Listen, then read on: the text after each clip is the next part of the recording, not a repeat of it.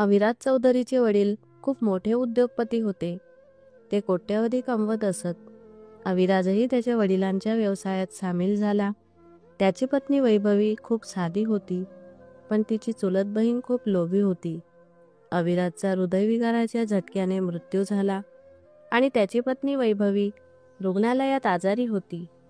लग्नानंतर फक्त 2 महिन्यांनंतर तिच्या आईवडिलांचा अपघातात मृत्यू झाला. ती तिच्या आईवडिलांची एकुलती एक मुलगी होती. त्यामुळे सर्व संपत्ती, मालमत्ता वैभवीला द्यायची होती.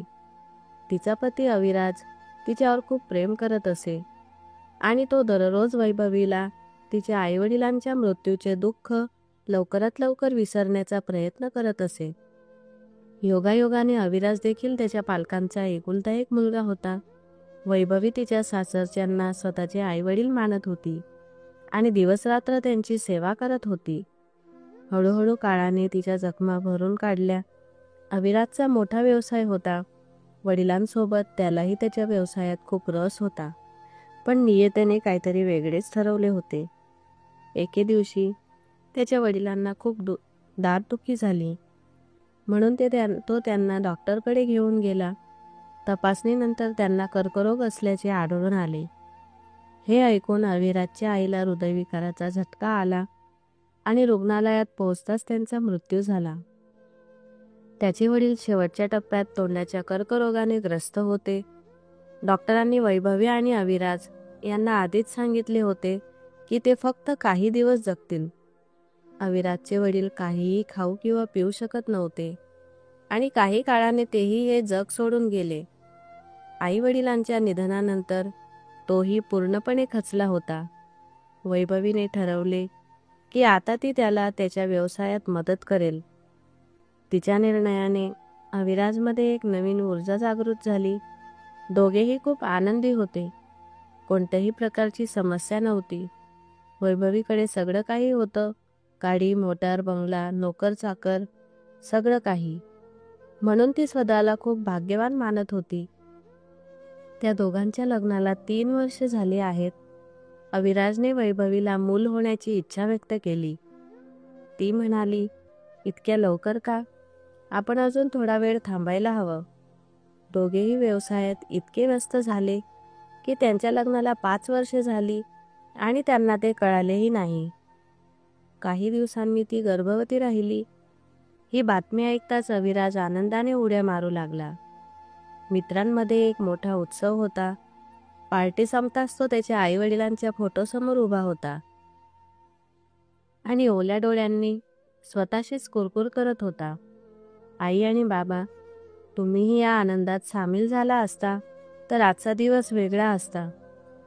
त्याचे अश्रू जास्त काळ डोळ्यात राहू शकले नाहीत. ते त्याच्या गालावर ओघळले. अविराजला वैभवीचे दोन्ही हात त्याच्या खांद्यावर असल्याचे जाणवले. त्याने स्वतःवर नियंत्रण ठेवले. वैभवीला सगळं समजलं, पण ती गोष्ट पुन्हा न सांगता ती फक्त एवढंच म्हणाली की आज मला आई आणि बाबांची खूप आठवण येत आहे.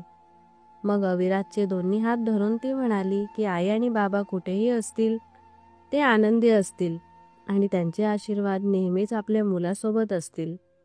तू विनाकारण काळजी का करतोस? चल, खूप उशीर झालाय.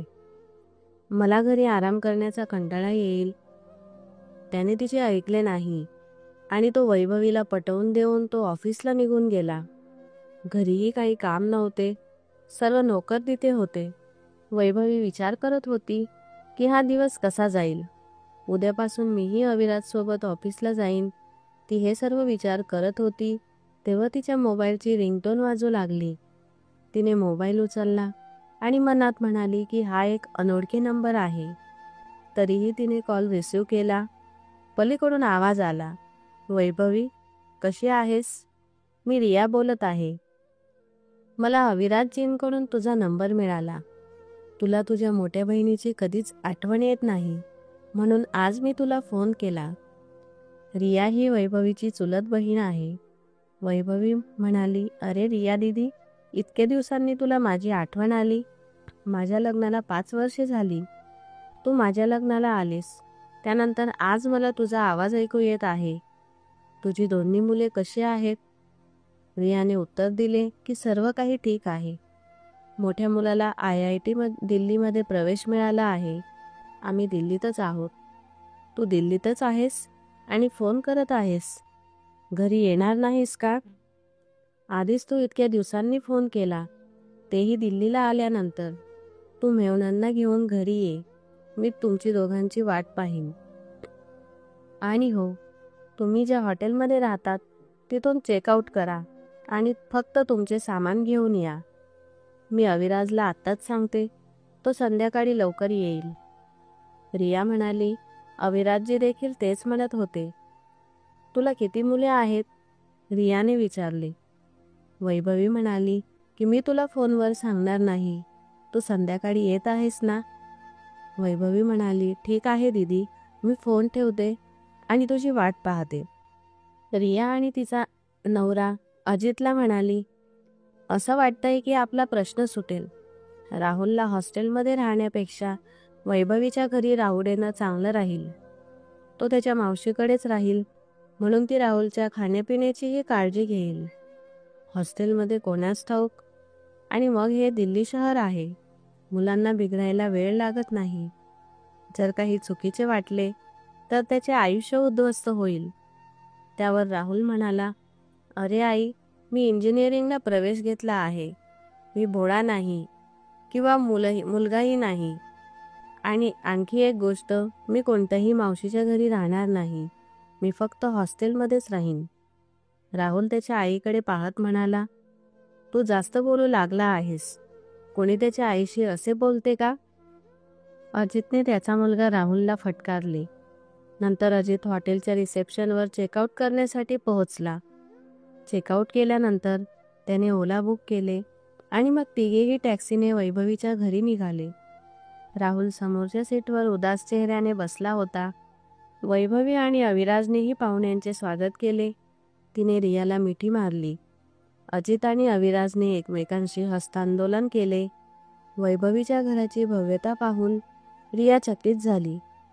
तिने स्वप्नातही कल्पना केली नव्हती की वैभवी इतक्या ऐशारामात राहते.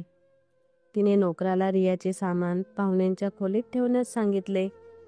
अजितने अविराजला सांगितले की राहुलला IIT दिल्लीमध्ये प्रवेश मिळाला आहे. जेवणाच्या टेबलावर सगळे जेवण करत होते. जर आम्हाला एक चांगला PG मिळाला तर आम्ही राहुलला तिथे ठेवू. रियाने अजितला थांबवले आणि म्हणाली, आम्ही 2-3 PG पाहिले, पण ते मला बरोबर वाटले नाहीत. कारण ते सर्व शुद्ध शाकाहारी होते आणि आमचा राजकुमार मांसाहाराशिवाय एक दिवसही राहू शकत नाही. रिया तिचे वाक्य पूर्ण करण्याआधीच राहुल म्हणाला, पण आई, आतापर्यंत आम्ही PG शोधलाही नाही. राहुलचे बोलणे ऐकून रियाचा चेहरा पडला, कारण सगळे फक्त राहुलकडेच पाहत होते. रियाने आपली लाज लपवण्यासाठी पुन्हा खोटे बोलले आणि राहुलकडे पाहून म्हणाली, अरे, जेव्हा तू आणि तुझे वडील IIT मध्ये होते तेव्हा मी एकच काम करत होते, पण ते सर्व तुझ्यासाठी निरुपयोगी होते. वैभवी आणि अविराजने देखील रियाचे खोटे बोलणे पकडले. अविराजने अजितकडे पाहिले आणि म्हणाला की राहुलची मावशी इथे राहते तेव्हा PGची काय गरज आहे? आम्ही फक्त दोघेच इतक्या मोठ्या घरात राहतो. राहुलही आमच्यासोबत राहू शकतो. अविराजचे बोलणे ऐकून रिया आणि अजितचा चेहरा उजाडला, पण राहुलचा मूड अजूनही तसाच होता. राहुलला स्वातंत्र्य हवे होते. त्याला ना मावशीच्या घरी राहायचे होते ना PG मध्ये. रियाची इच्छा पूर्ण झाली. ती म्हणाली, अविराजजी, तुम्ही बरोबर आहात आणि मावशी आईसारखीच असते. पण हे योग्य असेल का? कारण ही एका दिवसाची गोष्ट नाही. BTechला पूर्ण 4 वर्षे लागतील. वैभवी म्हणाली, रिया दीदी, तू म्हणतेस तसे राहुल आमच्या घरीही राहू शकणार नाही, कारण आम्ही दोघेही शुद्ध शाकाहारी आहोत. मग रिया म्हणाली, राहुलला दररोज मांस आणि मासे खाण्याची फारशी आवड नाही. एकंदरीत अजित आणि रिया यांना हॉस्टेलची फी वाचवायची होती. अविराज म्हणाला, काही हरकत नाही. आम्ही आमच्या राहुलसाठी नोकरांच्या क्वार्टरमध्ये मांसाहारी पदार्थ बनवून देऊ. हे ऐकून रिया आणि अजितचे चेहरे पुन्हा एकदा उजाळले. राहुल मग म्हणाला, मम्मी, माझं कॉलेज माझ्या पीजी आणि मावशीच्या घरापासून खूप दूर आहे. मग हॉस्टेलमध्ये का राहू नये? सध्या मला वसतिगृहातही खोली मिळाली आहे. मावशीच्या घरापासून प्रवास करण्यासाठी मला जितका खर्च येईल तितक्याच खर्चात मला वसतिगृह मिळू शकेल. राहुलने पुन्हा एकदा रियाच्या सर्व बनावटी चर्चांना पूर्णविराम दिला. पण रिया चित्रपटांमध्ये खलनायकापेक्षा कमी नव्हती. बऱ्याच युक्तांनंतर तिने वैभवी आणि अविराजच्या डोक्यावरचा मडका फोडला. राहुलकडे पाहून ती म्हणाली, तुला अकाउंटिंगचे उत्तम ज्ञान आहे. तुझ्या मावशीजवळ वाहनांची रांग आहे. ती तुला दिल्लीच्या लोकल बसमध्ये जाऊ देईल का? वैभवी म्हणाली, हो रिया दीदी, बरोबर आहे. तुम्ही आमच्यासोबत राहू शकता. तुम्हाला इथे राहावेसे वाटणार नाही ही गोष्ट वेगळी आहे. अरे मावशी, असा काही प्रश्न नाही. मी फक्त एवढेच म्हणत आहे की जर माझे हॉस्टेलमध्ये मित्रमंडळ असेल तर मी चांगले अभ्यास करू शकेन. नोट्स वगैरेची अडचण येणार नाही. मला यापेक्षा चांगल्या सुविधा कुठे मिळतील? रिया, अजित आणि राहुल वैभवी आणि अविराज त्यांच्या बेडरूममध्ये गेस्ट रूममध्ये गेले. रिया आत येताच तिने खोलीचा दरवाजा बंद केला आणि म्हणाली, तुम्हाला इथे मिळणारी मजा इतरत्र कुठेही मिळणार नाही. इथे काय नाही? अरे, ती तुमच्या कॉलेजला गाडी पाठवायला तयार आहे. मी 4 वर्षात 8 लाख वाचवेन. मोठ्यांसमोर बोलण्याची काय गरज होती? आता हॉस्टेलमध्ये राहा. राहुलने कान मोकळे करताना त्याच्या वडिलांना सांगितले, तुमचे 8 लाख वाचवण्याच्या प्रक्रियेत तुम्ही इतरांचे नुकसान करू शकता. तुम्ही त्यांच्या बळावर माझे इंजिनिअरिंग करून घेत आहात का? ते साधे लोक आहेत, म्हणूनच ते काहीही बोलू शकले नाहीत. पहिले जर मी इथे राहिलो तर त्यांना पैसे मोजावे लागतील. आणि दुसरे म्हणजे ही त्यांची गोपनीयता आहे आणि तुम्ही लोक ती देखील दाबू इच्छिता. तुम्ही लोक मला दुसऱ्यांच्या खर्चाने विलासी जीवन जगायला शिकवत आहात. बघ आई, जर तुम्हाला मी इंजिनिअरिंग करावे असे वाटत असेल तर मला फक्त हॉस्टेलमध्येच राहू दे. तुम्ही लोक का समजत नाही? मी इथे राहून अभ्यास करू शकणार नाही. मला तुमच्यासोबत घेऊन जा. मी घरी जाऊन BA BCom आणि काहीतरी करेन. रिया अजितला म्हणाली, त्याच्या हट्टीपणासमोर तू काहीही करू शकणार नाहीस. शेवटी मुलगाही तुमचाच आहे. जसा बाप हट्टी असतो तसा मुलगाही तितकाच हट्टी. जा आणि वसतिगृहाची फी भर. जर हे त्याला मान्य असेल तर हे करा. नंतर सांगू नकोस की मी तुझ्या बहिणीला राहण्यासाठी जास्त आग्रह केला नाही. वैभवी अविराजला म्हणाली, तूही निर्णय खूप लवकर घेतोस. तू राहुलला विचार न करता इथे राहण्यास सांगितलेस. दुसऱ्याच्या मुलाला सोबत ठेवणे इतके सोपे आहे का? उद्या काही झाले तर लोक काहीही बोलायला मागे पुढे पाहत नाही.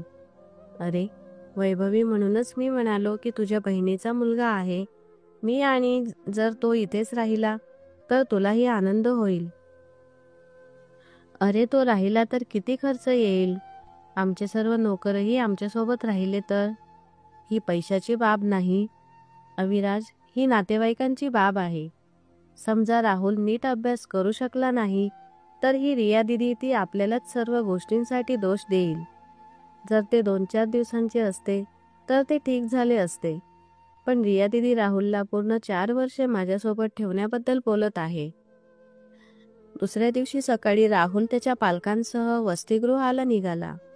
निघताना वैभवी रियाला म्हणाली की दीदी, तू काही दिवस माझ्यासोबत राहिली असती तर बरे झाले असते. राहुललाही 2-4 दिवस हॉस्टेलचे वातावरण पाहता आले असते.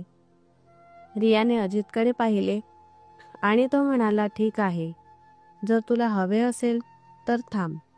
मी संध्याकाळी निघून जाईन. राहुलला सोडून रिया त्याच संध्याकाळी वैभवीच्या घरी आली. अजित त्याच दिवशी संध्याकाळी परत गेला. रिया आपल्या बहिणीच्या घरात खूप छान मजा करत होती. अविराज ऑफिसला निघून गेला. वैभवी आणि रिया दिवसभर गप्पा मारत होत्या. अशा वेळी वैभवीची काळजी घेण्यासाठी रिया घरीच राहिली. हे पाहून अविराजलाही दिलासा मिळाला. त्याने मनात विचार केला की रिया दिदी तिथेच राहिली तर बरे झाले, नाहीतर वैभवीने माझ्यासोबत ऑफिसला जाण्याचा आग्रह धरला असता. संभाषणादरम्यान तिने रियाला सांगितले की ती आई होणार आहे. हे ऐकून रिया खुश झाली आणि म्हणाली की तुला आई होण्यासाठी अजून 6 महिने बाकी आहेत, पण मी तुझ्यासोबत 6 महिने राहू शकणार नाही. तुझ्या डिलिव्हरीच्या वेळी मी नक्कीच 1 महिन्याआधी येईन. हे ऐकून वैभवी आनंदी झाली. धन्यवाद दीदी, निदान तू माझ्यासाठी तरी खूप विचार केलास, नाहीतर मी कोणाला फोन करू याबद्दल मी खूप घाबरले होते. जर मेहुणे तिथे एकटे नसते तर मी तुला खरोखर जाऊ दिले नसते, पण तरीही मी तुला इतक्या लवकर जाऊ देणार नाही. रिया इतक्या लवकर जाणार नव्हती. वैभवीने तिचे सर्व दागिने रियाला एक एक करून दाखवले. ती जेव्हा जेव्हा कपाट उघडायची तेव्हा तेव्हा रियाची नजर कपाटात ठेवलेल्या नोटांच्या गड्ड्यांवर असायची. रिया तिच्या दागिन्यांकडे पाहत असे आणि विचार करत असे की माझ्याकडेही इतके दागिने आणि पैसे असते तर. वैभवी साधी स्वभावाची होती. रियाच्या मनात काय भावना चालू आहेत याची तिला जाणीव नव्हती. वैभवी जेव्हा आंघोळीला गेली तेव्हा तेव्हा रिया तिच्या कपाटातून नोटांचे गट्टे चोरायची आणि ती तिच्या बॅगमधील कपड्यांखाली लपवायची. या नोटमधून कोणीतरी काहीतरी काढले असेल हे तिला कधीच कळणार नाही. अविराज दररोज त्याच्या बॅगेतून नोटांचे गट्टे आणून वैभवीला देत असे. आतापर्यंत रियाने वैभवीच्या कपाटातून लाखो रुपये गायब केले होते. कधी कधी ती छोटे दागिनेही काढायची. रिया मनात विचार करायची की अजितने आजपर्यंत मला इतके पैसे आणि दागिने कधीच दिले नसते. तो मला कसा देईल? तो फक्त एक सामान्य बँक कर्मचारी आहे. रिया तिच्या मुलासाठी राहिली, पण एवढ्या दिवसात तिने एकदाही राहुलची विचारपूस केली नाही आणि त्याला भेटायलाही गेली नाही. रिया कधी कधी घाबरायची की वैभवीला हे कळाले. जेव्हा रियाची बॅग नोटने भरली तेव्हा एके दिवशी ती वैभवीला म्हणाली, पूर्ण महिना झाला आहे आणि आता मला निघून जावे लागेल. पण तू काळजी करू नकोस, मी लवकरच परत येईन. मी म्हणते तूही माझ्यासोबत ये आणि मी तिथे तुझी डिलिव्हरी करेन. अविराजची काळजी घेण्यासाठी खूप नोकर आहेत आणि तो सकाळी जातो आणि रात्रीच परत येतो. तेव्हा वैभवी म्हणाली, नाही दीदी, मी त्याला एकटे सोडून तुझ्यासोबत कसे जाऊ? आणि आता मी तुलाही ठेवू शकत नाही, कारण तिथेही मेहुणे एकटे असतील. मला वाटतं तू आणखी काही दिवस थांबली असती. रिया म्हणाली, मी लवकरच परत येईन. अविराज म्हणाला, दीदी, मी तुम्हाला एकटे जाऊ देणार नाही. माझा ड्रायव्हर तुम्हाला चंदीगडला सोडेल. रिया आतून इतकी आनंदी झाली की ती विसरली की तिचा मुलगा राहुल देखील दिल्लीत आहे. ती राहुलला न भेटताच चंदीगडला गेली. वैभवीच्या कपाटातून इतके पैसे आणि दागिने गायब झाले तरीही तिला समजले नाही. उलट ती दररोज तिच्या पतीकडे रियाची स्तुती करत राहिली. जेव्हा रिया तिच्या घरी पोहोचली तेव्हा तिच्या चेहऱ्यावर एक मोठे हास्य होते. जेव्हा रियाने अजितला सांगितले की तिने इतके पैसे आणि दागिने सोबत आणले आहेत, हे ऐकून तो आश्चर्यचकित झाला. अजितने या प्रकरणाबद्दल रियाला खूप वाईट गोष्टी देखील सांगितल्या. रियानं त्याला स्पष्टपणे उत्तर दिलं आणि म्हणाली की आजपर्यंत तू मला एक दागिनाही घेऊन देऊ शकला नाहीस. मी म्हणते की तुम्ही समुद्रातून 2-4 भांडे पाणी काढले तर समुद्र आटणार नाही. अजित म्हणाला की तुझी धाकटी बहीण आहे. जर तू तिला काही देऊ शकत नसशील तर निदान तू तिच्या घरातून चोरी तरी करायला नको होतीस. हे ऐकून मला अपराधी वाटतंय आणि ते करूनही तुला आनंद होत आहे. मी म्हणतो की ते तिथून मिळाले तिथेच ठेव. मला हे व्याख्यान देऊ नकोस. मी तुझ्या भविष्यातील जबाबदाऱ्या पाहत आहे.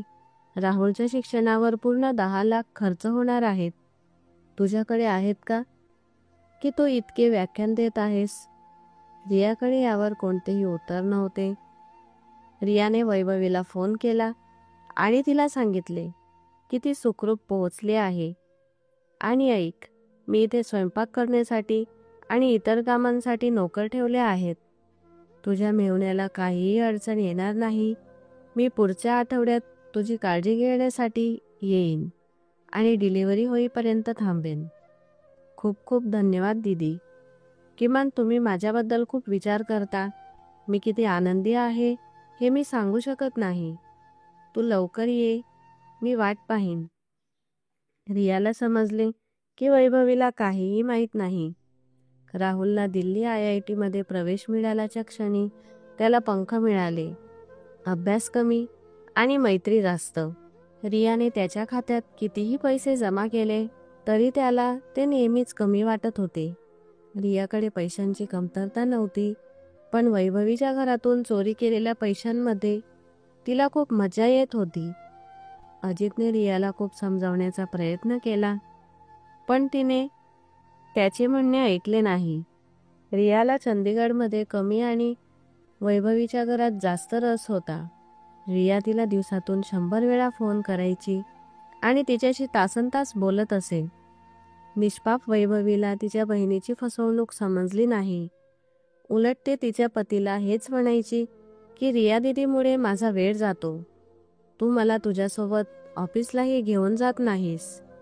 तोही मनातल्या मनात रियाचे आभार मानायचा की निदान माझ्याकडे तरी रिया दीदी आहे, त्यामुळे मला वैभवीची काळजी नाही. मैत्रीमुळे राहुल पूर्णपणे ड्रग ॲडिक्ट झाला होता. तो पहिल्या सत्रातच एका विषयात नापास झाला. जेव्हा अजित राहुलला फोन करायचा तेव्हा राहुल सगळं ठीक चाललंय असं म्हणत आपलं बोलणं संपवायचा. पहिल्या सत्रात नापास झाल्याबद्दल राहुलने त्याच्या पालकांना सांगितले नाही. रियाने वैभवीला फोनवर सांगितले की राहुलची तब्येत ठीक नाही, म्हणून मी त्याला भेटायला येत आहे. वेळ मिळाला तर मी तुला भेटेन. वैभवी म्हणाली, तू सरळ घरी ये, मीही तुझ्यासोबत राहुलला भेटायला येईन. अरे नाही, तू काय करणार? तुझी तब्येत ठीक नाही. त्याला भेटल्यानंतर मी तुमच्याकडे येईन. ठीक आहे दीदी. राहुलकडे एक निमित्त होते. तिला फक्त वैभवीच्या घरी जायचे होते. रिया राहुलकडे गेली नाही तर थेट तिच्या घरी आली. रियाला पाहून दोघे खूप आनंदी झाले. वैभवी म्हणाली, दीदी तू आलीस ही माझ्यासाठी खूप आनंदाची गोष्ट आहे. तुला माहिती आहे, अविराज आज 3-4 दिवसांसाठी मुंबईला जाणार आहे. जर तू आली नसती तर मला हे 3-4 दिवस एकटेच काढावे लागले असते. रिया हसली आणि म्हणाली, म्हणूनच मी आले आहे. आता तुला काळजी करण्याची गरज नाही. तिने रियाला विचारले, राहुलची तब्येत आता कशी आहे? तो ठीक आहे का? हो, तो पूर्वीपेक्षा बरा आहे. मी त्याला सांगितले की मी मासीच्या घरी आले आहे. तू पण इथे 2 दिवसांसाठी ये.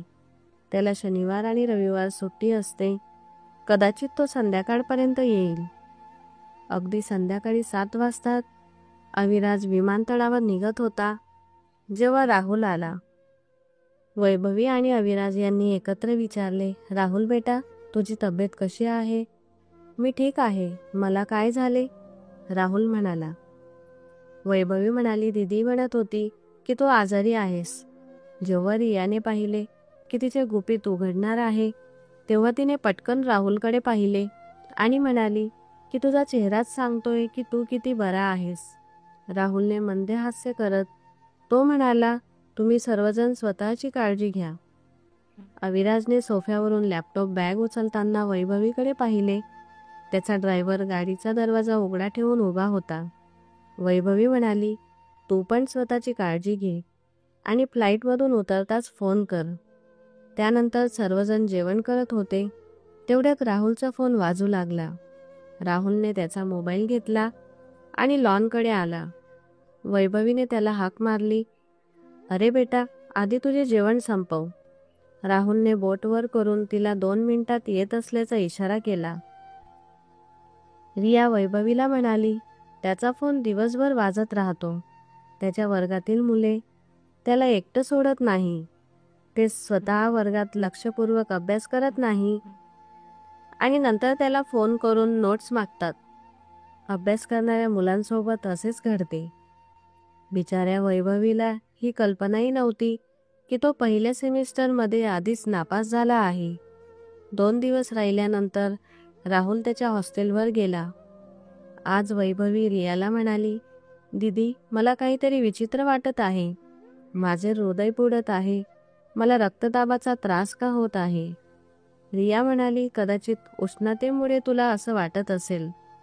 तू जाऊन आंघोळ कर, मी तुझ्यासाठी कॉफी बनवते.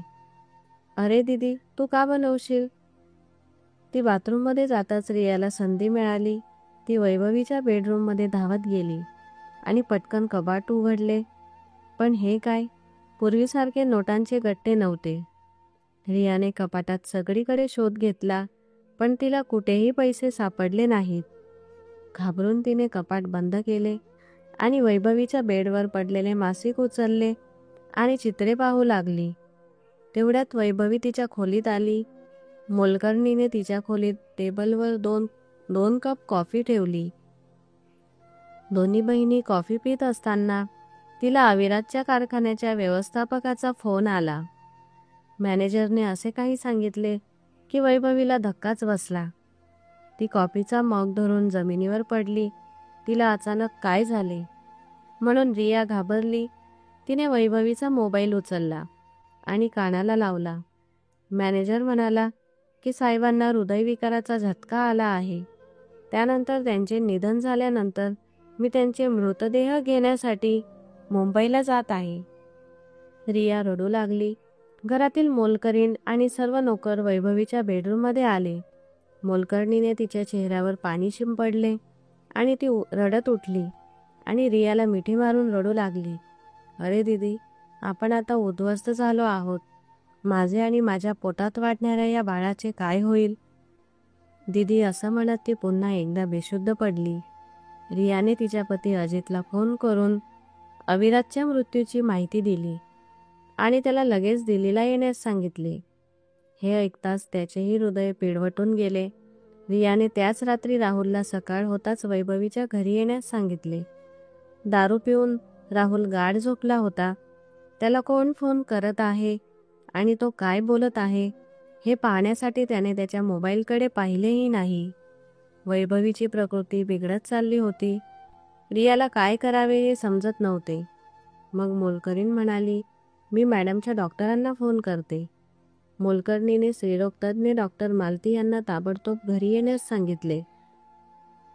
डॉक्टर जवळच राहत होते, त्यामुळे तिला यायला जास्त वेळ लागला नाही. डॉक्टरांनी रियाला सांगितले की तिची प्रकृती खूपच गंभीर आहे. तिला सतत रक्तस्राव होत आहे. मला तिला ताबडतोब माझ्या नर्सिंग होममध्ये घेऊन जावे लागेल. डॉक्टर मालती यांनी फोन केला आणि लगेच रुग्णवाहिका बोलावली आणि वैभवीला नर्सिंग होममध्ये घेऊन गेले. रियाचे मन फिरू लागले आणि ती विचार करू लागली की जर मी तिच्यासोबत नर्सिंग होममध्ये गेले तर घरात फक्त नोकरच राहतील. रियाने तिच्यासोबत मोलकर्णीला रुग्णवाहिकेत बसवले. ते निघून जाताच ती बेडरूममध्ये शोधू लागली आणि त्याच वेळी ती स्वतःला म्हणत होती की जर अजित सकाळ होण्यापूर्वी चंदीगडहून आला तर मी माझे काम पूर्ण करू शकणार नाही. रियाने संपूर्ण बेडरूम शोधला आणि तिची इच्छा पूर्ण झाली. रियाला सर्व दागिने आणि भरपूर रोख रक्कम मिळाली. रियाने सर्व पैसे आणि दागिने तिच्या सुटकेसमध्ये भरले. त्यानंतर तीही वैभवीच्या ड्रायव्हरसोबत नर्सिंग होममध्ये पोहोचली. डॉक्टर साहेब, माझी बहीण कशी आहे? रियाचे मगरीचे अश्रू पाहून डॉक्टर मालती म्हणाल्या, ती अजून शुद्धीवर नाही, पण आता ती पूर्वीपेक्षा बरी आहे. मला भीती वाटत होती की तिच्या पोटात वाढणाऱ्या बाळाला काही धोका असू शकतो, म्हणूनच मला वैभवीला सोबत आणावे लागले. बाळ पूर्णपणे ठीक आहे, पण ती शुद्धीवर येताच तिचा आणि तिच्या मुलाचा जीव पुन्हा धोक्यात जाऊ शकतो. म्हणूनच मला तिला संपूर्ण रात्र माझ्या निरीक्षणाखाली ठेवावे लागेल. रिया पुन्हा एकदा रडण्याचे नाटक करू लागली आणि डॉक्टरांना म्हणाली की तुम्ही तिची खूप चांगली काळजी घ्या. पैशांची काळजी करू नका. माझ्या बहिणीला काहीही होऊ नये. डॉक्टर मालती म्हणाल्या की असं काही नाही. वैभवी आणि अविराज माझे खूप चांगले मित्र आहेत. मी त्यांच्याकडून पैसे घेत नाही. पण तुम्ही कोण आहात, जे स्वतःला वैभवीची बहीण म्हणवत आहात? माझ्या माहितीनुसार तिला कोणतेही भावंड नाहीत. रिया लाजत म्हणाली की मी तिच्या मावशीची मुलगी आहे. डॉक्टर म्हणाले की तुम्ही घरी जाऊ शकता. सध्या तुमचे इथे काही काम नाही. रिया म्हणाली, ठीक आहे, मी घरी जात आहे. काही अडचण आली तर तिच्या मोबाईलवर माझ्याशी बोला, असं म्हणत ती ड्रायव्हरसोबत घरी गेली. रिया रात्रभर सकाळची वाट पाहू लागली. रियाच्या मनात तर असंही आलं होतं की ती वैभवीसोबत कायम राहील आणि तिच्या पतीलाही पटवून देईल की आता त्याचा व्यवसाय ती सांभाळेल. वैभवी शुद्धीवर येताच ती पुन्हा ओरडली. डॉक्टरांनी मोठ्या मुश्किलीने तिला नियंत्रित केले. बघ वैभवी, देवाची इच्छा होती तेच घडले आहे. कोणीही ते नियंत्रित करू शकत नाही. मला माहीत आहे की हा तुमच्यासाठी खूप कठीण काळ आहे आणि मला हे देखील माहीत आहे की तुमच्या नको असलेल्या जखमा माझ्या समुपदेशनानेही बऱ्या होणार नाही. पण तुझ्या पोटात वाढणाऱ्या बाळाकडे बघ. तोच तुझ्या भावी आयुष्यात तुझ्यासोबत राहणार आहे. निदान त्याच्यासाठी तरी स्वतःवर नियंत्रण ठेव. वैभवीच्या डोळ्यातील अश्रू सुकले. ती पूर्णपणे रिकामी झाली. दोन्ही हातांनी पोट धरून बेडवरून उठली आणि डॉक्टरांना म्हणाली, मला घरी पाठवा. डॉक्टर, माझा अविराज आला असेल. तो माझी वाट पाहत असेल. तुम्हाला बरोबर माहिती आहे डॉक्टर, तो माझ्याशिवाय राहू शकत नाही. तुम्हाला सर्व काही माहीत आहे, असे म्हणत वैभवी पुन्हा रडू लागली. इच्छा नसतानाही डॉक्टरांच्या डोळ्यात अश्रू आले. डॉक्टरांनी तिला मिठी मारली आणि तिचे सांत्वन केले आणि तिला तिच्या गाडीकडे घेऊन गेले. डॉक्टरांनी तिला तिच्या शेजारी असलेल्या सीटवर बसवले आणि गाडी तिच्या घराकडे वळवली. डॉक्टरांनी वाटेत समजावून सांगितले आणि वैभवी सर्व काही ऐकत राहिली. थोड्याच वेळात ते तिच्या घरी पोहोचले. तिने अचानक गाडीचा दरवाजा उघडला आणि गर्दीतून ओरडत घरात आली. मोठ्या हॉलमध्ये अविराजचा मृतदेह सर्व बाजूंनी लोकांनी वेढला होता. यावेळी दिल्लीतील प्रत्येक मोठे व्यक्तिमत्व त्याच्या दारात होते. अविराज एक मोठा उद्योगपती होता, म्हणूनच दिल्लीतील सर्व व्यापारी त्याला चांगले ओळखत होते. जेव्हा वैभवीने अविराजचा मृतदेह जमिनीवर पडलेला पाहिला, तिच्या डोळ्यात एकही अश्रू नव्हता. ती सतत त्याच्याकडे पाहत होती. रियाने पांढरी साडी घातली होती. जेव्हा तिला दिसले की वैभवीची प्रकृती ठीक नाही, तेव्हा ती तिच्याजवळ आली. तिला धरले आणि बसवले. रियाकडे बघत ती म्हणाली, दीदी, अविराज जमिनीवर का झोपला आहे आणि त्याच्या घरात इतकी गर्दी का आहे? हॉलमध्ये उपस्थित असलेले सर्व लोक तिच्याकडे पाहत होते. तिची अवस्था पाहून सर्वांचे डोळे पाणावले. अजित आणि राहुल लॉनमध्ये त्याच्या अंत्यसंस्काराची व्यवस्था करत होते.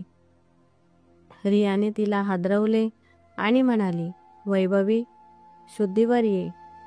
तुझा अविराज आता या जगात नाही. हे शब्द ऐकताच ती संतापली आणि अविराजचा चेहरा हलवत म्हणाली, उठ अविराज, उठ. तू काही का बोलत नाही? रिया दीदी काय म्हणत आहे? एकदा उठ आणि त्यांना दाखव. तू कुठेही गेला नाही, तू झोपला आहेस. असे म्हणत तिने त्याच्या शरीराला मिठी मारली आणि बेशुद्ध पडली.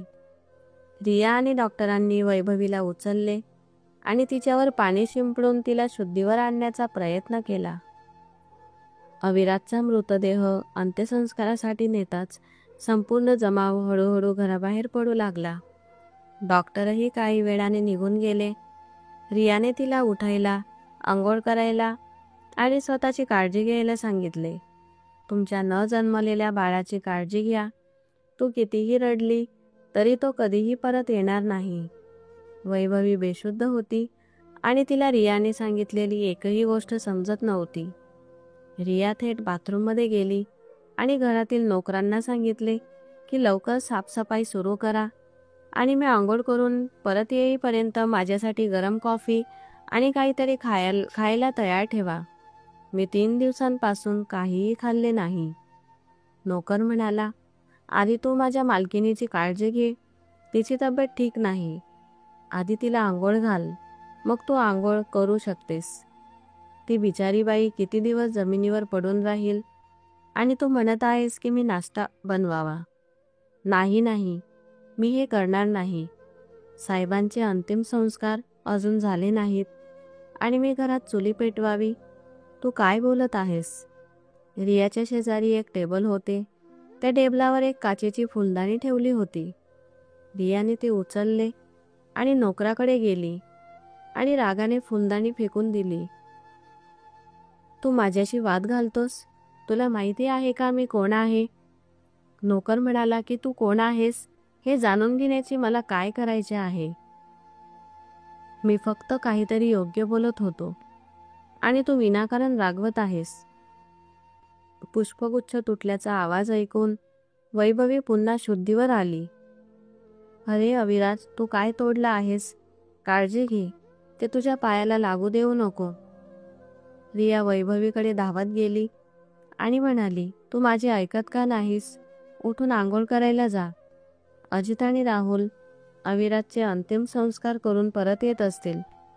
रियाच्या तोंडून अंत्यसंस्काराची बातमी ऐकताच वैभवीने रियाच्या गालावर जोरात थाप मारली आणि म्हणाली, रिया दिदी, जर तू माझ्या पतीबद्दल पुन्हा असे शब्द बोललीस तर असे बोलून ती पुन्हा सोफ्यावर बेशुद्ध पडली. रियाला थप्पड लागली, पण तिच्या आतली स्त्री वैभवीसाठी धोकेदायक बनली होती. आता रिया तिच्यासोबत काय करेल? ती वैभवीच्या मुलाला या जगात येऊ देईल का? आता आपल्याला तिचे कोणते रूप दिसेल हे जाणून घेण्यासाठी उद्या कथेचा दुसरा भाग पाहूया. आमच्या चॅनलला सबस्क्राईब करा आणि आमच्या कथेचा पुढचा भाग ऐका. मला आशा आहे की तुम्हाला आमची कथा आवडली असेल.